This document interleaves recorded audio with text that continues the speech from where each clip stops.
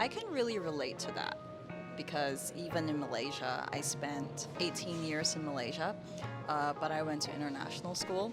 And even within international school, I'm not like Western enough to be there. And then when I'm with Malaysian people, I have Malaysian friends as well. I'm not Malaysian enough or like Chinese enough or whatever. So I think it's really just accepting that this is who I am. I have a pretty unique experience and a pretty colorful life. And that's it. Like, fuck fitting in.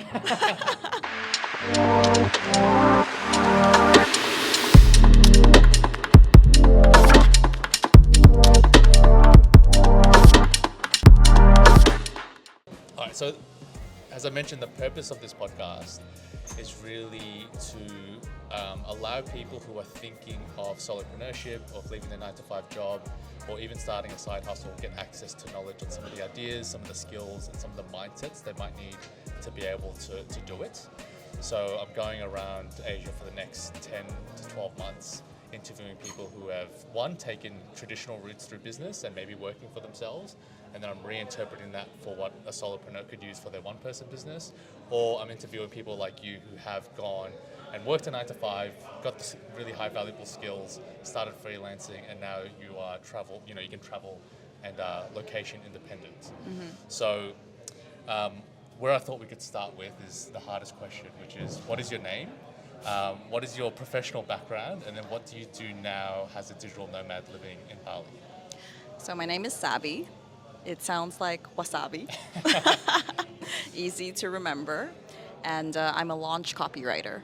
So for those who aren't familiar with the writing or copywriting world, what does a launch copywriter do on a day-to-day basis, and who are your primary clients?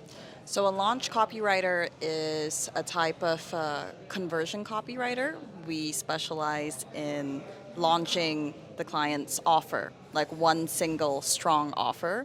And that usually means a sales page, the long form type, or video sales letters, ads, and emails. And for me, I'm a launch copywriter that focuses on course creators. So people like Mindvalley, NAS Academy, and coaches who have an online course, maybe. When I first heard that you were a launch copywriter, even though I am a writer myself and do copywriting, I had actually never heard that term before. So how did you find yourself in this space, and where did you learn those skills? So I've been a copywriter for 10 years. It's been a long time. Then 5 years ago, I started working with Mindvalley full-time. So that was the first time I ever got exposed to launching something on that scale, because they have a pretty big following, and they also sell a lot of online courses. And it was extremely high pressure, extremely stressful, and because there's such a huge fan base, it felt like the pressure is extra on, because if you mess something up, you read it in the comments. So that was how I first got introduced to launching, and I thought it was very fun. Right. What's the fun bit about it? The research. The funnest bit about Definitely the research. Right, okay. Yeah, because let's say I don't have any interest in psychedelic mushrooms, but let's say someone has a course about psychedelic mushrooms, then in order for me to sell to an audience who is into this, I need to understand how that audience feels about psychedelics. So therefore I have to go deep, and I interview people, and I understand like what drew them to this. And it's a job that constantly opens my mind. I have to stay very curious, very open-minded, and that's super fun. I love it. So you almost get paid to learn about very different things. That's what I say all the in time. A very specific niche. I get paid to learn. You're right. Yeah, and like in order for me to sell the course, I have to study the course, because I need to understand what I'm selling. So yeah, I really love that I get paid to learn. The 10 years that you've been as a copywriter, did you start as a launch copywriter for those whole 10 years? No. So where did that journey begin? So I actually studied broadcasting. Okay. Because I wanted to be on TV and I wanted to be on radio. But then when I got into the program, I realized I don't have the extrovert energy for it. Yeah. I'm not an introvert either, but yeah, I think I just didn't have the right sort of energy level, like high energy level. I'm more calm and laid back, required to be in broadcasting. So when I was graduating, I thought, okay, what do I do now? I'm going to graduate. I definitely don't want to go into this industry. So I thought, okay, what's something I'm very good at? And writing came to mind. I never really wrote for fun, but whenever I had to write like essays or my thesis, words just came. Maybe because I read a lot. And yeah, it's my first language as well. And I thought, okay, what do you enjoy? And I used to be super into fashion. So I thought, okay, something you're good at plus something you enjoy, writing plus fashion equals fashion writer. So I got my first job as a fashion writer at a small magazine in Australia. Okay. And from there, I kept trying different types of writing. So I went from fashion writing to beauty writing to medical writing even. So there was a stint where all I wrote about was cancer. Right. Okay. It was super depressing. I can imagine. Yeah, to like, writing for fintechs. So I tried a lot of different types of writing and different mediums of writing as well, from like print publications to online to social media writing to, newsletters to see, okay, what am I really good at? And what do I really like writing about? So by trial and error, I eventually found my niche. One of the things that I've noticed with a few of the people that I've done these podcasts with is that they've started from a process of just a something they were vaguely interested in, or they had some sort of passion in, or some sort of interest, and then they took one step, which was they knew they like writing, for instance, and they took another step of, okay, I also like fashion. Can I combine these two things? Yes, I can. And then from there, they just took the next step and the next step and the next step. How did you cultivate that mindset of just trial and error? Because for some people, that step of doing something and then realizing you don't like it as much as you thought it would could feel like failure or judgment that they've not achieved what they've set out to do. That's a good question. I think for me, honestly, it started off as pressure from my family. Like, okay, you're going to graduate now, you need to get a job. And I most definitely don't want to go into broadcasting. I need a job. I need to figure out what I can do. And I never quite saw myself in an office job. So writing seemed like it would be fun. But then like even within writing, like for the first couple of years of my career, it was an office job despite it being writing. Like, yes, I got, sent to a lot of events and like photo shoots, and I have to go interview people all the time. So this is refreshing to be Being interviewed. on the other end.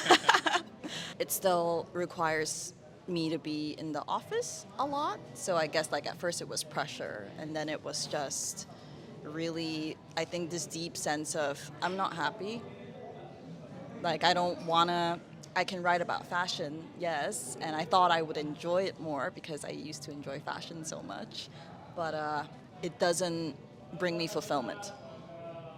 Because, for example, if I'm selling like a lipstick, okay, not fashion, beauty, if I'm selling a lipstick, I used to write for Harper's Bazaar as well, so if I'm selling a lipstick, there's really not much that I personally, myself as a person, want to say about the lipstick. It's red, it's glossy, it's Fit in a handbag. exactly, it's tiny, it looks pretty, and it's hydrating, But then the way I had to write about it was like, oh, it was inspired by the smile of Mona Lisa. Yeah. Or like, if you wear this, all your problems are going to be solved. So yeah, sure, I can write about it, but I don't even believe in it. And it didn't bring me joy. How did you handle the expectations of family? I didn't. or the fear of being judged? Because obviously, I know you're Malaysian, born and raised in Malaysia. I was born in Singapore, and I know Malaysian and also Singaporean parents aren't always the most laid back, you could say, about their children's careers and their trajectory. So how did you manage those expectations or even that fear of judgment? I think I did it, and I just kept being me. So when I first went freelance, they didn't support it because they didn't understand what that looked like. Because once I went freelance, I was working from home, and at the time, this was way before COVID, right? the concept of working from home was completely foreign. So for I think years they believed I was unemployed. And I would like tell them, no, mom, dad, like I'm doing good, I'm making more money, but like they didn't believe me for years. And I don't know, I think like it just took time for them to accept the idea and kind of see that like, hey, actually I'm really good, I'm really content, I'm really happy, and I'm doing well for myself, to accept the idea eventually. So I wouldn't say I managed their expectations, I just dealt with it. Well, I mean, that's a very healthy way to deal with it. I mean, it doesn't seem like you've got any resentment or anger Yeah. or, towards your parents. Because I know a lot of people can feel that, especially when they feel like they've been pressured into a career that they didn't want. One thing that I have noticed as you're speaking is that you seem to have cultivated very strong values in how you direct your life. Number one that came out was like, is it fun? Or am I learning something? That was the one thing, like you just thought copywriting or writing was fun. And the second thing was like impact and meaningfulness. Was there an age where you felt like you purposely developed these values, or is this something you felt like you've had your whole life? I think that for as long as I could remember, if I decide to do something, I can get good at it, but I have to be interested in it. So if I don't like it, I'm gonna just not take an interest in it at all. So I think it was I've always had that, I think.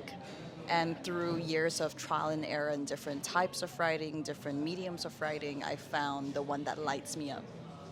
And once I found it, I was like, yes, this is it. This is the thing. This is the niche. This is the style. I'm all in. We'll get back to the podcast in 1 minute, but I just wanted to let you know the sponsor of this week's episode, which is me. So I've got a free 5-day email course that will help anyone with a 9-to-5 or a beginner solopreneur start and scale their business to $1,000 per month. So you can find the link in the description in this podcast episode. Click on it. It's free to sign up. You'll get 5 emails from me teaching you and walking you through how to start your one-person business and make your first $1,000 per month recurring. So I'll see you there, and thank you for listening to this episode. What did you value 5 years ago that you no longer or value much less now? This is so unrelated to entrepreneurship, but being in a relationship. Okay. As in romantic relationship. Yeah, I think like maybe before when I was living a more traditional life, that kind of mattered more, you know? You get a job, you graduate, you get a job, you get a promotion, you know, you get married, you have kids. That path doesn't matter so much anymore. It will come at its own time when it's the right time. So it's not so much the relationship, but maybe the timeline for the relationship? Timeline, and also, I guess, family and self-expectations, if that makes sense. Yeah. Well, I'm 29 now, and I think every time I open up my Instagram, someone is getting engaged. So there's always this pressure where I think 90% of my friends around me, they're either engaged or already have their first or second child. Yes. So there is this pressure of like, oh, what am I doing next? Or when am I going to settle down? Yeah. I think it comes from your environment as well, because like you, I've moved around a lot since I was 19. I haven't lived in Malaysia. And no, I did, like for small gaps. Like I would move somewhere else and then I would come back to KL for a short while and then I would move again. And I've lived in so many places, and I would say the mindset is same but different. So many places That's a good way to put it, actually. Yeah. So, you know, you can change the way the people look, you can change the culture, you can change your environment, but the mindset is so similar. And it's not bad and it's not wrong. But I think when you're surrounded by people like that, you feel that pressure and that influence more. But then when, you know, you're in a place like Bali, everyone here is, I think, of a different species. You know, they're on their own, they're just doing cool things and building their businesses and, you know, building their life. That pressure kind of falls away a lot because you're not surrounded by everyone who does that. What do you think you get in Bali that you haven't got in other places? So many things. Inspiration would be the top one. I could just be on the beach and talk to a random person, and they're probably doing something super interesting and have a really crazy life story, and that's inspiring. Yeah. Or like, I could talk to anybody here today at B-Work, and they're probably building something and they care about it and it lights them up, and that's inspiring. So that's definitely the biggest thing, because your environment has a really huge influence on yourself and your values, I think. As someone who interviews a lot of people and also is a broad reader and a broad writer, what are some creative or technological trends that you are particularly excited about? AI, it's amazing. Go on. I love it. I think initially when I first heard of ChatGPT a few years ago, I was afraid for my life. Like, is this gonna put me out of business? Am I gonna be jobless? Have the 10 years I've spent developing my skills become redundant? Am I screwed? But then I think instead of being afraid of it, you have to get on board. It's a tool. Learn how to use it. You know, if we were all afraid of Uber, you know, or like Grab, where would we be now, right? So I started exploring it, and I think it's been amazing because, I mean, it's a complicated subject. I feel like on one hand, initially there was a drop. Yes. Because every like business was like, oh, I can do this by myself with like, you know, ChatGPT. But then at the same time, I think it filters out the ones that are ready and willing to invest the money in a professional copywriter, not just AI. So pros and cons. I thought the same thing, and I actually felt that now we're at a stage where AI has gotten rid of writers who I think weren't very good. And who haven't able to incorporate AI into their workflow. So how have you been able to use AI to enhance your writing and the value that you give your clients? Well, for example, whenever I interview people, I don't have to manually transcribe it myself anymore. I don't have to press the recording and pause every few seconds and type everything out. I just upload the entire audio into, you know, something like Otter AI, and it just transcribes it like that. It's amazing. And like, let's say I take my interview and I can upload it into ChatGPT, and I'm like, okay, analyze the 5 interviews that I did. What are the trends here? What are their common pain points? What are their common motivations? You know, so I can see it myself, but having the AI is like an assistant, you know? So it's like something I can bounce ideas back and forth with. It's amazing. Switching from tech, what advice would you give to your younger self? Let's just say your 21-year-old self. Take a bet on yourself. In what way? In starting my business. It took me years to finally get the guts to be like, fuck it, I'm all in. What was the trigger for that? The trigger was traveling and meeting a lot of digital nomads and seeing that they have this life, and hey, that's possible. If they can do it, then surely it can't be that hard. I can figure it out. I'm smart. I had that exact moment. I met this Dutch guy in Bangkok, and he created a version of the Dutch IMBD. So it's just like a site for Dutch movies and TV series. And if you ever listen to this, it's no disrespect, but when he was telling me what he was doing and how he learnt everything, I thought, he's not that much smarter than me. He just kind of learnt skills that he needed to learn to make this work. And then that was about 15 months ago, and I just said, I'm going to learn every possible high-income digital skill that I need to make this work. So he was the inspiration. That's for amazing. That. And it's exactly the same story. I just met people who had lives like that, and I realized that it was possible for me too. Was that in Bali that happened to you? It started before Bali, but then when I moved here 2 years ago, it was even more apparent because, you know, the expat digital nomad community here is so strong. But it started, I think, like 3-4 years ago. And if you were talking to someone who wants to pursue solopreneurship, start their one-person business, or start freelancing, what advice would you give them? learn as much as you can. You're gonna fuck up a lot. You're gonna make a lot of mistakes, and every time you think you've learned something and you've learned everything you need to know, there's gonna be something else that pops up and you're like, oh shit, I don't know anything about this. So be prepared for that. It's gonna take a lot of work, and you have to put in the work. There's no shortcuts. If you were to distill it into a list, what would you say has been the top 3 to 5 most useful skills for you besides writing? Besides So writing is obviously a given, but besides writing, what do you think has been the top 3 or 5 most important skills to allow you to live this lifestyle? Be open to meeting new people, aka network. And doing their podcast in front of you. True. Yeah. Because you never know who this person could become to you. Maybe they become a friend, maybe they become a client, or maybe they simply know that, you know, you're a copywriter, for example.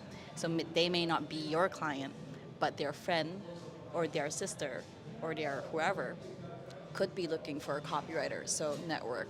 And don't just be fake when you do it. Like, be authentic, like actually take a genuine interest in people. The second one would be, when you do it, I mean, in the context of me being a full-time freelancer, whenever you do work, whenever you deliver it, make sure that your client has an amazing experience. All in, you know, make sure they're happy. Obviously, like, you know, have your processes, have your boundaries with your client. Don't, you know, like work at 5 a.m. if that's not part of your process, but make sure they have a good experience, because when they're happy, they refer you, and that brings you more clients and more money. Last question. You've mentioned you've moved and lived in several different countries. So you were born and raised in Malaysia. Mm-hmm. Did you study and work in Australia? I studied in Australia. Yeah. You're now living in Bali, and I'm sure you've lived in other places too. When it comes to your identity and your sense of connection and belonging, how do you find or create that as you move through different places, different cultures, and different environments? The real underlying context for this question is I've grown up with a bit of a conflict with my identity. I often felt too Asian to be accepted as Australian, because I was born, but then most of my life was raised in Australia. But then I'm too Australian to be fully accepted as Singaporean or Asian. Especially when I go back, I do not sound Singaporean in the slightest. So I've always grappled and want to understand with how other people have overcome this sense of lack of identity or belonging. And what reference points do they use? I can really relate to that, because even in Malaysia, I spent 18 years in Malaysia, but I went to international school. And even within international school, I am not like Western enough to be there. And then when I'm with Malaysian people, you know, I have Malaysian friends as well. I'm not Malaysian enough or like Chinese enough or whatever. So I think it's really just accepting that this is who I am. I have a pretty unique experience and a pretty colorful life. And that's it. Like, fuck fitting in. Who cares about that? So do you think, along those lines, do you think you find or you create it, your identity? Find or create it? Can it be a combination? Go on. I found it through experiencing different things and overcoming those challenges. But at the same time, it was created because in order for you to live this lifestyle, it can be pretty uncertain sometimes and super stressful. You need to have certain skills. So it was also a choice. I need to be disciplined. I need to be hardworking. I need to be curious. So I may have had those traits already, but it was also a conscious choice to develop them more and focus on those traits, I think. Hello, friends, and thank you again for listening to this week's episode of the podcast. If you enjoyed what you heard and got value from the podcast, I would love for you to share it with a friend who also wants to start, grow, and scale their solopreneur business or on their own one-person business journey. And if you could like and subscribe, that would be amazing. Thank you so much, and I will see you next time.